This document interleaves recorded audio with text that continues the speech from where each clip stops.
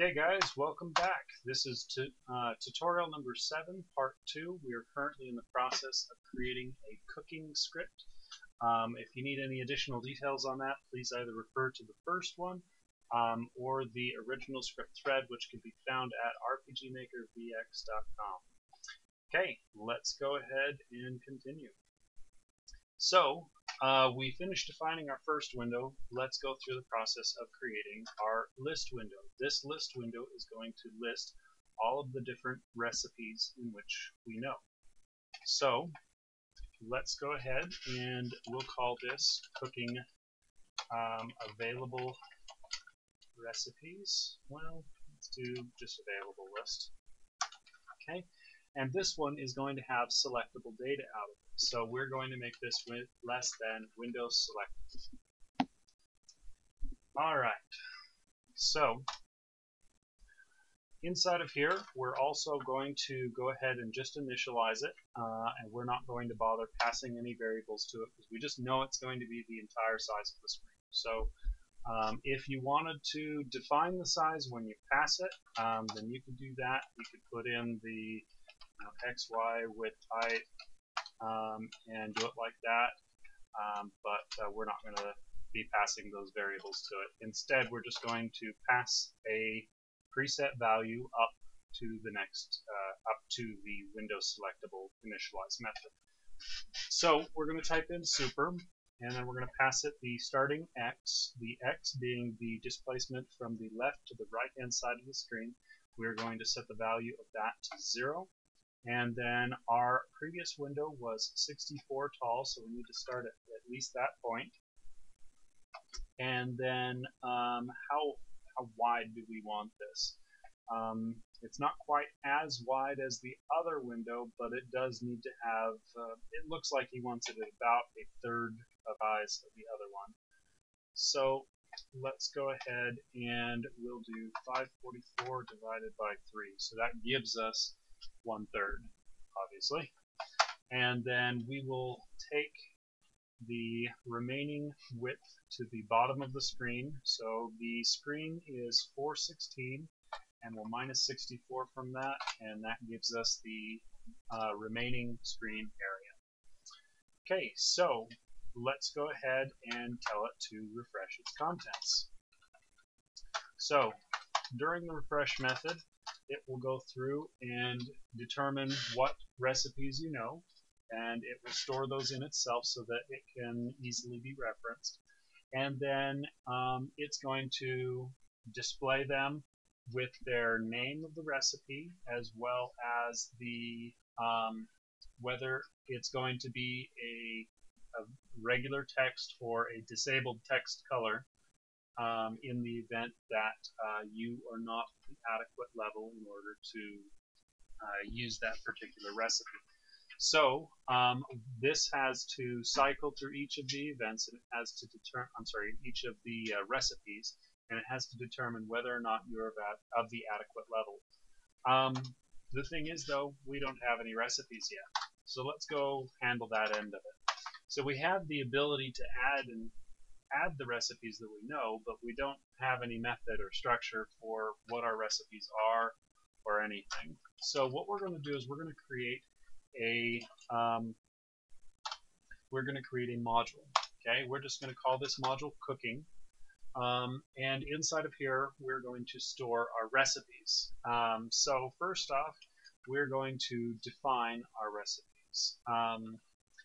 From that, we need to know the item that can be fashioned from this recipe, the item that can be fashioned from this recipe if you mess it up. In the event, in this here, he said that he wanted the ability to overcook it so that you would have the possibility of having a burnt item or so on. So if you don't cook it long enough, I'm assuming that it will just destroy the materials. So there has to be kind of a range of time in which it's good or bad, and then obviously before or after. If it's before, I'm assuming we're just going to throw it away. If it's there, then obviously you get the item you're trying to cook, and then if it's beyond that, then what you're going to end up doing is receiving a different type of item, usually a burnt variation of that.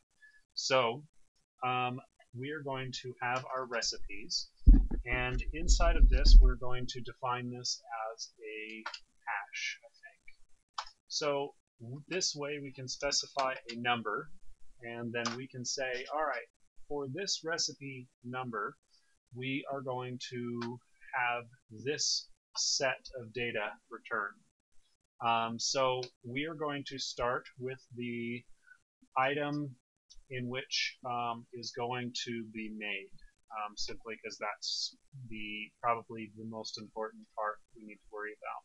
So let's go look and see what we can make. So let's go ahead and say we're going to combine 4 regular potions to make a high potion. Or, well, it looks like price difference is 3 times. So we'll do 3 regular potions to make a high potion, and then we'll do a potion and a high potion make a full potion, or something along those lines. Okay, so the item in which we can earn is going to be 2. Okay, so we're going to start this out and put 2, and if we mess up, let's go ahead and, just because, we'll give you an antidote, because there's no other options in here right now. I guess we can add another one real quick. We'll set that to 21, and we'll call this concoction.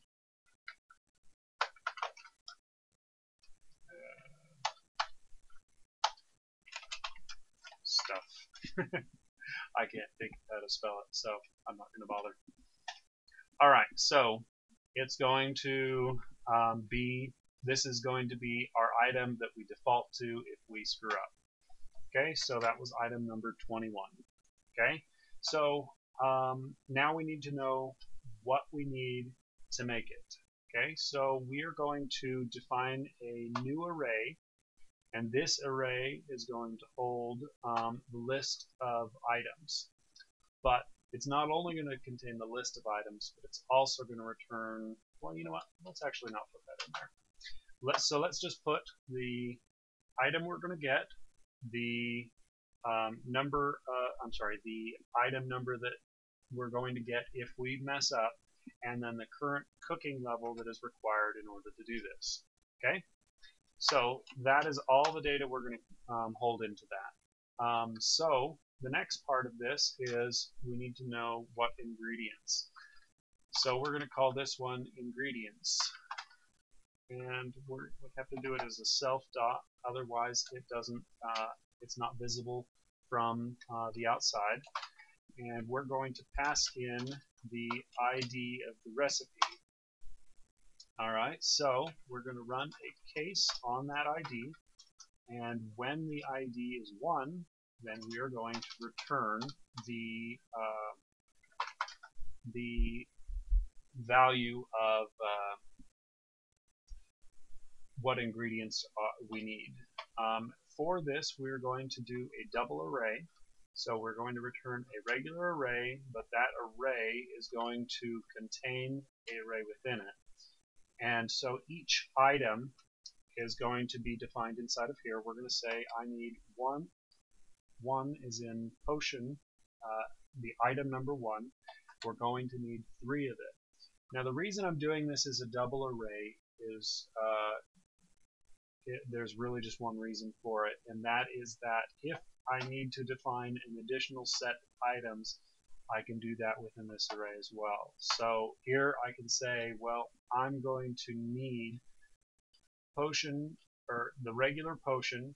I'm going to need 3 of those, and then I'm going to need 1 high potion in order to make recipe number 1, which happens to be a high potion, but we could easily just set that to be now a full potion.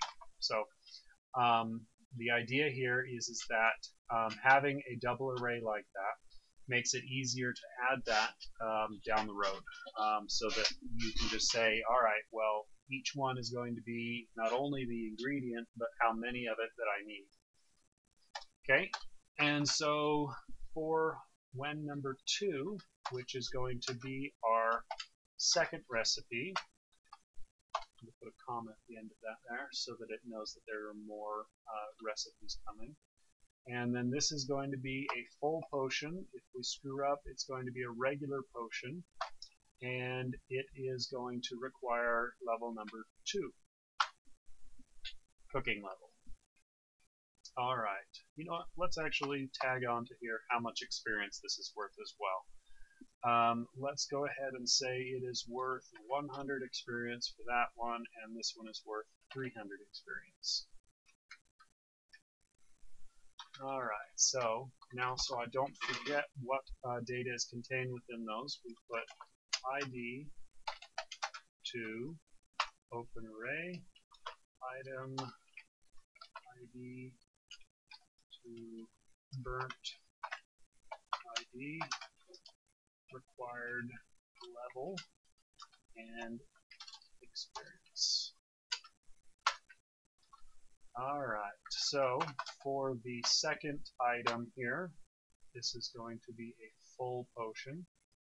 We are going to define that to be that we need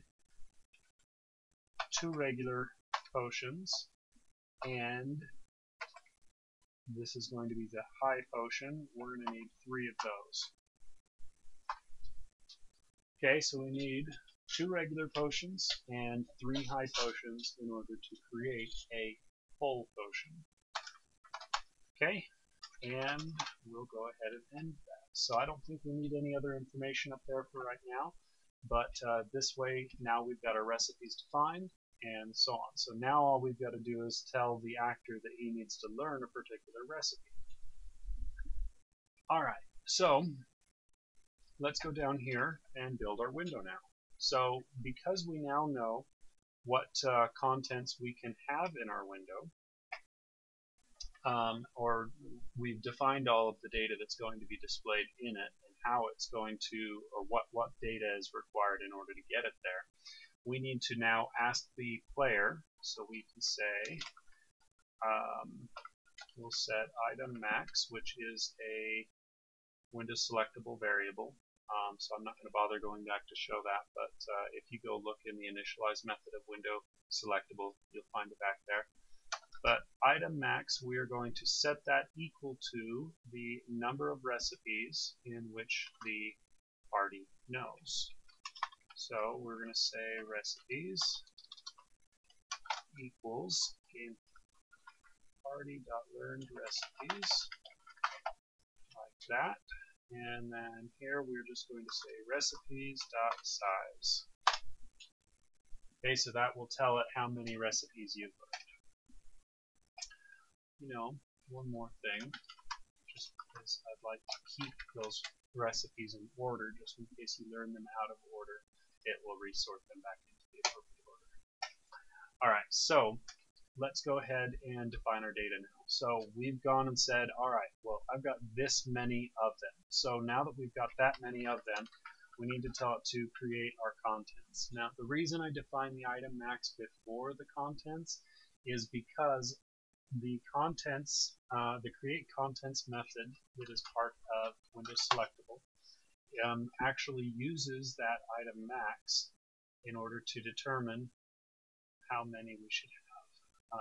It actually uses row max. Row max is right here. It uses the item max times by how many, or add the columns, divide by the columns. That way it figures out how many you should really have. So that's why we set that beforehand, is so that the bitmap for the window itself can be created large enough so that it will have scrolling and whatnot if it needs it. Okay, so let's go ahead and jump down. The next step is we need to cycle through each one of these and determine our font color, because we need to decide whether or not it should be a regular color or a disabled color, just in case you know a recipe that is beyond your current cooking level. So we're going to again store our font size, and then, I'm sorry, not our font size, but our font color. And so we'll just do that as color.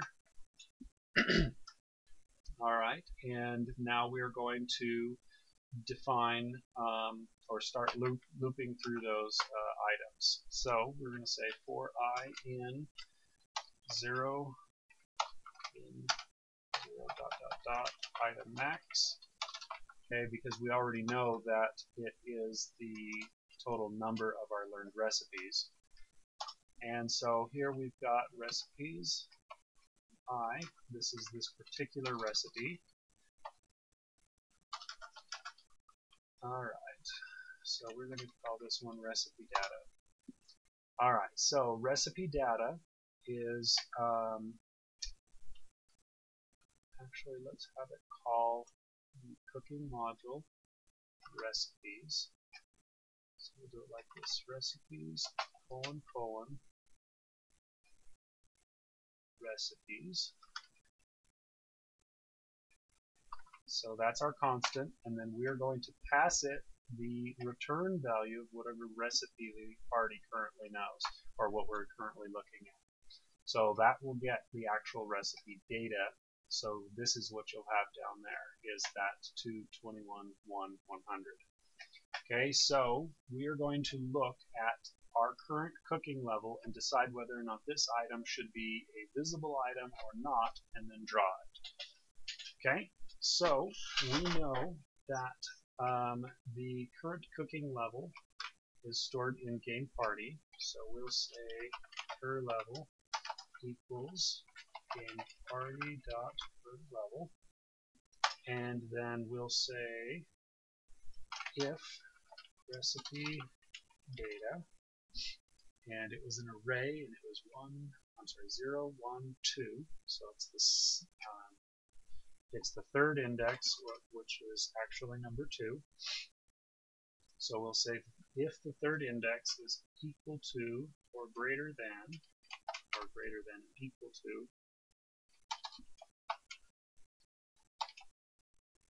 let's just say greater than the current level. Okay, the reason we do that is if it's equal to, then obviously you can do it, so we want you to be able to do that. So it's only if it exceeds your current level that we actually want to go through and do the disable.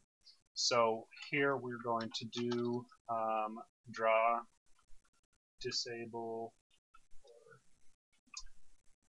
draw recipe disable. Okay, and then we'll pass it the index and allow it to fetch that data. Okay, and if not, then we'll do the same thing, but rather than disabled, we'll do enabled.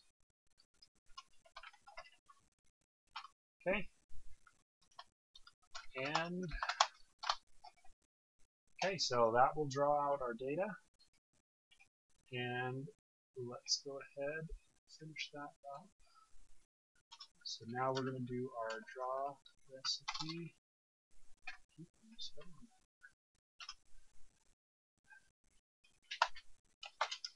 Alright, this one here will be our disabled. And we'll go ahead and actually type that out. And then for this one, it's going to be our enabled. X.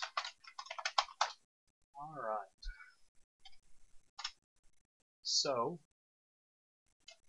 we're not going to bother storing that up there since we're actually going to put it down here. So we store the current color, and then we're going to set the color.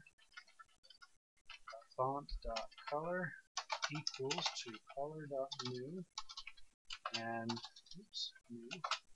And we're going to set that to kind of a gray color, and we'll set that to maximum opacity. So it is red, green, blue values, and then the opacity or alpha channel level. Okay, so now let's go ahead and draw our text. So self.contents.draw text, and then we need to find out what the current rect is for that. So let's go find inside of window selectable how it determines what the current rect for that item is. Here we are, item rect. And it just, you pass it the index and it'll tell you the XY, the column width, etc., and it will return that rect for you. So we'll just say item rect index. Okay, rect equals item rect index, and that will tell us where we need to draw it. So then what we'll do is we'll just pass that to our draw text, and we'll draw our text. But what text do we need to draw? So we have to actually determine what our item is, etc. We'll move on. I'm actually at time now, so I'm actually going to log this one. We're going to continue again in just a moment.